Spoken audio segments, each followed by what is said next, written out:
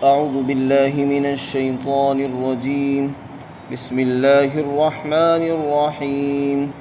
يا أيها النبي قل لأزواجك وبناتك ونساء المؤمنين يدنين عليهن من جلابيبهن ذلك أدنى أن يعرفن فلا يؤذين وكان الله غفورا رحيما. لئن لم ينته المنافقون والذين في قلوبهم مرض والمرجفون في المدينة لنغرينك بهم ثم لا يجاورونك فيها إلا قليلا ملعونين أينما ثقفوا أخذوا وقتلوا تقتيلا. سنة الله في الذين خلوا من قبل ولن تجد لسنة الله تبديلا. اے پیغمبر صلی اللہ علیہ وسلم، آپ اپنی بیویوں سے کہہ دیجئے اور اپنی بیٹیوں سے اور مسلمانوں کی عورتوں سے بھی کہہ دیجئے یہ بات کہ وہ اپنی چادریں اپنے قریب کر لیا کریں، اور یہ اس بات کے زیادہ قریب ہے کہ ان کو پہچانا جائے، پھر وہ ستائی نہیں جائیں گی، اور اللہ بخشنے والا ہے، بڑا مہربان ہے. اور اگر منافق لوگ اور وہ لوگ جن کے دلوں میں مرض ہے اور وہ لوگ جو مدینے اور شہر کے اندر جھوٹی افواہیں اور خبریں پھیلاتے ہیں، اگر یہ لوگ اپنی حرکتوں سے باز نہیں آئے تو ہم ضرور آپ صلی اللہ علیہ وسلم کو ان پر مسلط فرما دیں گے، اور پھر وہ لوگ آپ کے پاس مدینہ میں بہت کم رہیں گے، اور وہ پھٹکارے ہوئے ہوں گے، دھتکارے ہوئے ہوں گے، اور جہاں بھی رہیں گے گرفتار کیے جائیں گے اور قتل کر دیے جائیں گے. یہ اللہ کی قدیم سنت ہے جو ان سے پہلے لوگوں کے اندر جاری رہی، اور اللہ کی سنت اور دستور کے اندر آپ ہرگز تبدیلی نہیں پاؤ گے. اس سے پہلی آیات میں رسول اللہ صلی اللہ علیہ وسلم اور عام مسلمانوں کو تکلیف پہنچانے سے منع کیا گیا، اور اس پر وعید سنائی گئی کہ نبی کو تکلیف اور ایذا پہنچانا یہ کفر کا سبب ہے،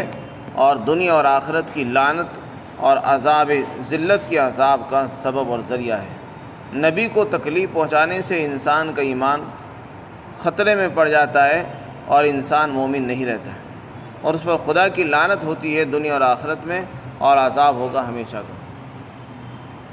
اسی طرح عام مسلمانوں کو تکلیف پہنچانے سے بھی روکا گیا، اور فرمایا کہ جو لوگ مسلمانوں کو تکلیف پہنچاتے ہیں وہ اپنے اوپر گناہوں کا بوجھ لاد رہے ہیں، جھوٹی تہمتوں کا، بہتان کا بوجھ لاد رہے ہیں.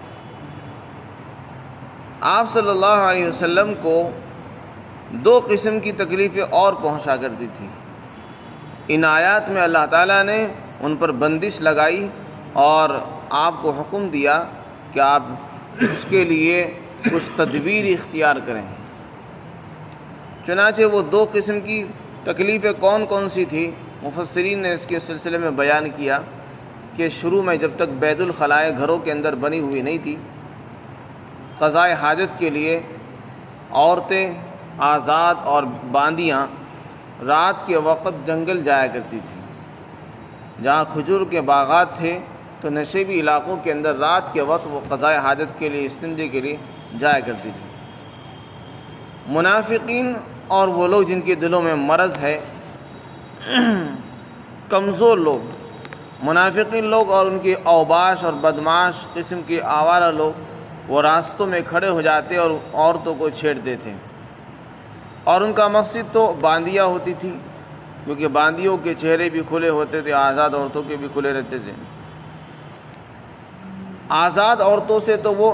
ڈرتے تھے کیونکہ وہ خاندان کی وجاہت کی وجہ سے رعایت کرتے تھے، اور انہیں ڈر رہتا تھا کہ ان کے خاندان والے مضبوط ہیں تو ان سے چھیڑ چھاڑ سے وہ ڈرتے تھے. لیکن جو باندیاں ہوتی ان کو چھیڑ چھاڑ کرتے اور آوازیں کستے تھے اور اشارے کرتے تھے، اس سے ان کو تکلیف پہنچتی تھی، عورتوں کو بھی تکلیف ہوتی تھی اور رسول اللہ صلی اللہ علیہ وسلم کو جب یہ خبریں پہنچتی تو آپ کو بھی تکلیف پہنچتی تھی کہ مسلمانوں کی عورتوں کے ساتھ ایسا سلوک کیا جا رہا ہے، تو اس سے آپ کی تکلیف کا سبب ہونا ضرور ظاہر ہے۔ مسلمانوں کو بھی تکلیف پہنچ رہی ہے اور نبی کو بھی تکلیف پہنچ رہی تھی، اور آزاد قسم کی عورتوں کو چھوڑ دیا کرتے ہیں۔ کبھی کبھی ایسا ہوتا کہ اگر کبھی کسی آزاد عورت کو چھیڑ دیا اور پھر اس پر ان کی گرفت ہوئی، پکڑ ہوئی، تو کہہ دیتے تھے ہم نے تو یہ سمجھا کہ شاید وہ باندھی ہے، باندھی سمجھ کر ہم نے آواز لگائی، اس پر ان کو چھوڑ دیا جاتا۔ یہاں پر اللہ تعالیٰ نے اس برائی کے خاتمے کے لیے نبی علیہ السلام کو حکم دیا کہ ان اوباش قسم کے لوگوں نے جو عورتوں میں خود ہی فرق کر رکھا ہے کہ باندیوں کو چھیڑتے ہیں اور آزاد قسم کی عورتوں کو نہیں چھیڑتے، تو آپ اپنی عورتوں کو، اپنی بیویوں کو، بیٹیوں کے اور اسی طرح مسلمانوں کی عورتوں کو حکم دیں کہ جب وہ باہر نکلیں تو اپنے سر کے اوپر چادر ڈال لیا کریں جس سے ان کے چہرہ چھپ جائے۔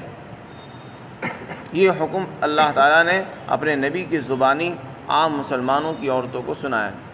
کہ جب وہ باہر نکلیں، ویسے تو اصل پردہ ان کا گھر میں رہنے کا ہی ہے کہ گھر کی چار دیواری میں رہیں، اگر ضرورت سے مجبوری میں باہر نکلنا پڑے تو اس کی بھی اجازت ہے، لیکن سر کے اوپر چادر ڈال لیں جس سے چہرہ چھپ جائے اور برقع بھی اس کے قائم مقام ہو جاتا ہے، تو وہ چادر یا برقع اوڑھ کر نکلنا چاہیے ان کو، کیونکہ اگر وہ چادر اوڑھ کر نکلیں گی تو اس سے وہ پہچانی جائیں گی کہ ہاں یہ آزاد ہے اور یہ باندھی ہے۔ تو جو اوباش قسم کے لوگ ہیں وہ شرارت نہیں کریں گے اور ان کی عصمتیں محفوظ رہیں گی، اور پھر ان کو تکلیف نہیں پہنچے گی، نہ آپ کو تکلیف پہنچے گی۔ اور جو باندیاں تھیں ان کا پردہ وہ ہے جو ان کا اپنے محرموں کے سامنے پردہ ہے۔ جو آزاد عورتیں ہیں ان کا باہر کا پردہ تو یہی کہ پورا چہرہ چھپا کر نکلیں، لیکن اپنے جب گھروں میں رہیں گی تو گھروں کے اندر ان کا جو سطر ہے وہ تو چھپا ہی رہے گا، البتہ چہرہ اور ہاتھ کھولنے کی اپنے محرم کے سامنے اجازت ہوتی ہے، شوہر کے، باپ کے، بیٹے کے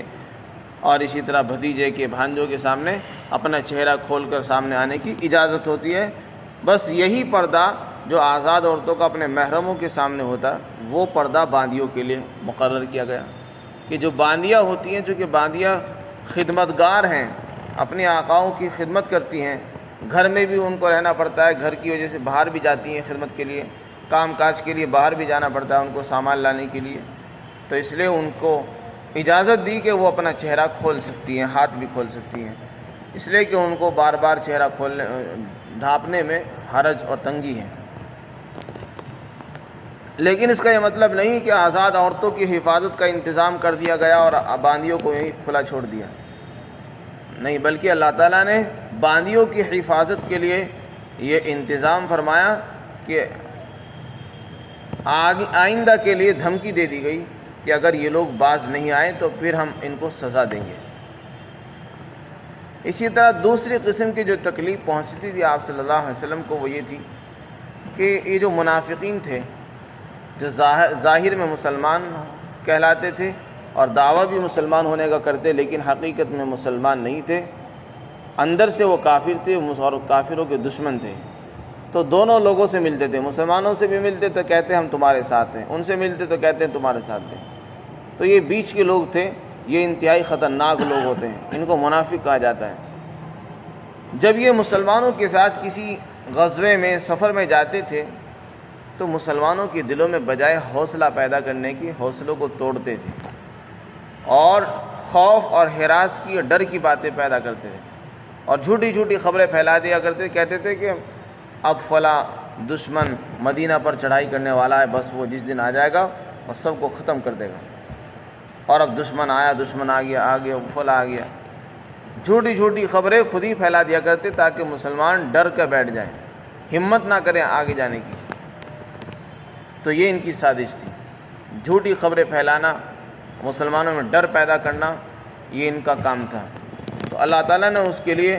ان کو تنبیہ فرمائی کہ دیکھو یا تو یہ باز آ جائیں، منافق لوگ اور جو مدینہ میں شہر کے اندر جھوٹی افواہیں اور فیک نیوز چلاتے ہیں، فرمایا، اور اسی طرح وہ لوگ جن کے دلوں میں مرض ہے نفاق کا، یہ سب لوگ یا تو باز آ جائیں، اگر یہ اپنی ان حرکتوں سے باز نہیں آئے تو فرمایا ہم پھر رسول اللہ کو ان پر مسلط کر دیں گے اور ان کو آمادہ کریں گے اس بات پر کہ آپ ان کے ساتھ وہی سلوک کریں جو دشمنوں کے ساتھ کیا جاتا ہے۔ اور فرمایا کہ جب آپ ان کے ساتھ وہ سلوک کریں گے جو دشمنوں کے ساتھ کیا جاتا ہے، پھر یہ مدینہ میں رہ نہیں سکیں گے، شہر میں زیادہ دن نہیں رکیں گے، پھر تو کچھ ہی دن رکیں گے، پھر وہاں سے خود ہی چلے جائیں گے۔ اس لیے کہ یہ لوگ آزاد زندگی گزارنا چاہتے ہیں، پابندیوں میں رہنا نہیں چاہتے، اور جب آپ ان پر پابندی لگا دیں گے تو یہ شہر میں رکیں گے نہیں۔ فرمایا لیکن جس دن یہ شہر سے نکلیں گے دھتکارے ہوئے پھٹکارے ہوئے ہوں گے، خدا کی لعنت ان کے اوپر برسے گی، جہاں جائیں گے دھتکار دیے جائیں گے اور جہاں ملیں گے ان کو گرفتار کیا جائے گا اور ان کو قتل کر دیا جائے گا۔ یہ ان کی سزا بیان کی۔ علماء نے لکھا ہے کہ اگر کوئی آدمی مسلمان ہو اور پھر اسلام کو چھوڑ کر اسلامی احکام کی خلاف ورزی کھلم کھلا کرنے لگے تو اس کی سزا بھی یہی ہے، اس کو مرتد کہتے ہیں کہ اس کی سزا قتل ہے، کہ جہاں بھی ملے اس کو قتل کر دیا جائے۔ یہ کافر کی سزا نہیں ہے، کافر کو کہیں جہاں بھی ملے اس کو قتل کرنے کا کہیں حکم نہیں ہے، بلکہ کافروں کے متعلق تو یہ ہے کہ جب کوئی قوم مسلمان نہ ہو اس کو سب سے پہلے اسلام کی دعوت دی جائے، اگر وہ مسلمان نہ ہو تو پھر ان کو اپنے تابع بنا کر رہنے کا حکم دیا جائے کہ یا تو ہمارے ماتحتی قبول کرو، اور نہیں تو پھر تیسرے نمبر پر ان کے ساتھ جہاد کیا جاتا تھا۔ یہ اسلامی دستور رہا ہے۔ لیکن یہاں جو قتل کرنے کی بات کی گئی ہے یہ عام کفار کے ساتھ نہیں، یہ ان کے ساتھ ہے جو دعویٰ کرتے ہیں اسلام کا اور اسلام کی کھلم کھلا خلاف ورزی بھی کرتے ہیں، اسلامی احکامات کو توڑ رہے ہیں جان بوجھ کر اور ان کو ہلکا سمجھتے ہیں، تو ایسے لوگوں کی سزا بیان کی کہ وہ جہاں بھی ملے ان کو قتل کر دیا جائے۔ فرمایا یہ کوئی سزا نئی نہیں، یہ اللہ کی قدیم سنت ہے، دستور ہے۔ پہلے لوگوں کے اندر، پچھلے انبیاء میں بھی اگر کوئی آدمی مسلمان ہوتا اور پھر اسلام کو چھوڑ کر مرتد ہو جاتا تو اس کی سزا بھی قتل تھی، اور اللہ کی یہی سنت ان کے اندر جاری رہی۔ اللہ تعالیٰ کی سنتوں کے اندر آپ تبدیلی نہیں پائیں گے۔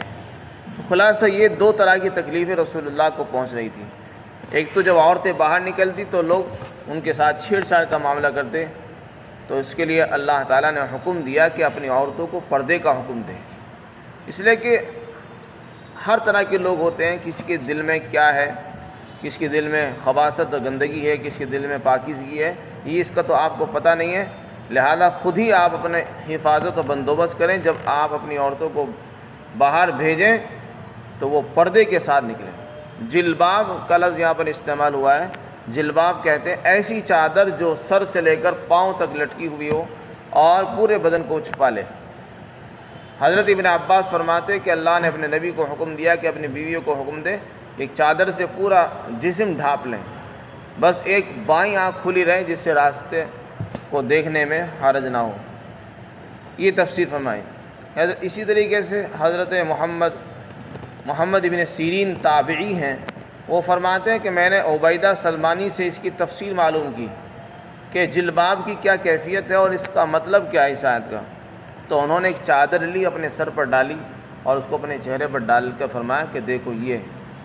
جلباب کا مطلب یہ ہے کہ سر جو چادر اوڑھتے ہیں اس کو سر پر اس طرح ڈالا جائے کہ چہرہ چھپ جائے، اور اس کی عملی تفسیر انہوں نے خود کر کے دکھائی۔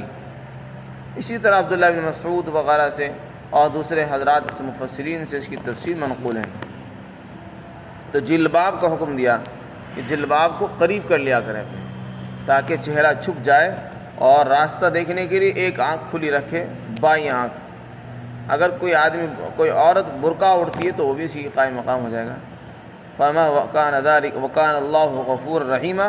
اللہ تعالیٰ بڑے بخشنے والے ہیں اور مہربان ہیں۔ اسی طرح جو لوگ مسلمانوں میں ڈر پیدا کرتے ہیں، جھوٹی خبریں پھیلاتے ہیں،